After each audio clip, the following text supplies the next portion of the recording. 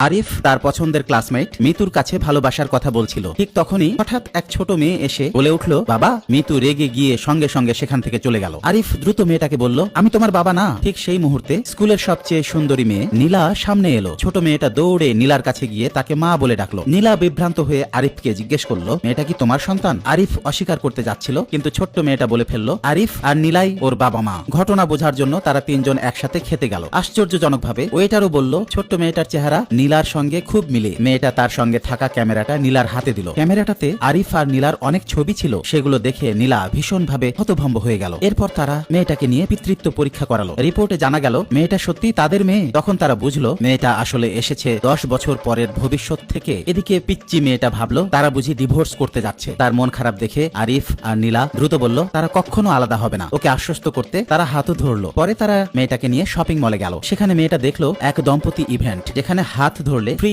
সিনেমার টিকিট পাওয়া যায়। সে সঙ্গে সঙ্গে আরিফকে নাম লেখাতে বলল। নীলা চুপি চুপি সরে যেতে চেয়েছিল, কিন্তু পিচ্চির চোখ এড়ালো না। রেজিস্ট্রেশন ডেস্কে গিয়ে আরিফ দেখলো আয়োজক তার পুরনো প্রেমের প্রতিদ্বন্দ্বী তানভীর। তানভীর ভেবেছিল আরিফ একাই এসেছে। সে ঠাট্টা করে বলল, এই ইভেন্টে দুজন দরকার। ঠিক তখনই নীলা সামনে এলো। তানভীর সঙ্গে সঙ্গে বুঝে গেল এই নীলাই স্কুলের সেই সুন্দরী, কিন্তু সে কল্পনাও করেনি নীলা আরিফের সঙ্গে অংশ নিতে আসবে। রেগে গিয়ে তানভীর নিয়ম বদলে দিল। টিকিট পেতে হলে চুমু খেতে হবে। সে নিশ্চিত ছিল নীলা রাজি হবে না, কিন্তু পিচ্চি মেয়েটা খুব উত্তেজিত হয়েই নিজেই তাদের নাম লেখালো। নিজের মেয়েকে কষ্ট দিতে না চেয়ে নীলা শেষ পর্যন্ত রাজি হয়ে গেল। পরক্ষণেই তারা এগুলো করলো। এটা দেখে তানভীর আরো ক্ষিপ্ত হয়ে বলল, আরিফ নীলার যোগ্য নয়। কিন্তু সঙ্গে সঙ্গেই আরিফ আর নীলা দুজনেই তাকে চড় মারলো। ঠিক তখনই তানভীরের বাবা এসে হাজির হলো। তানভীর অভিযোগ করলো আরিফ আর নীলা তাকে অপমান করেছে, কিন্তু তার বাবা নীলাকে দেখেই হাঁটু গেড়ে বসে পড়লো। আসলে নীলা ছিল এক বিলিয়নিয়ারের মেয়ে, যাকে অপমান করার ক্ষমতা তার ছিল না। সে দ্রুত নীলার হাতে সিনেমার টিকিট দিয়ে ছেলেকে নিয়ে চলে গেল। ঠিক যখন আরিফ, নীলা আর তাদের ভবিষ্যতের মেয়ে সিনেমা দেখতে ঢুকতে যাচ্ছিল, তখন মিতু, যাকে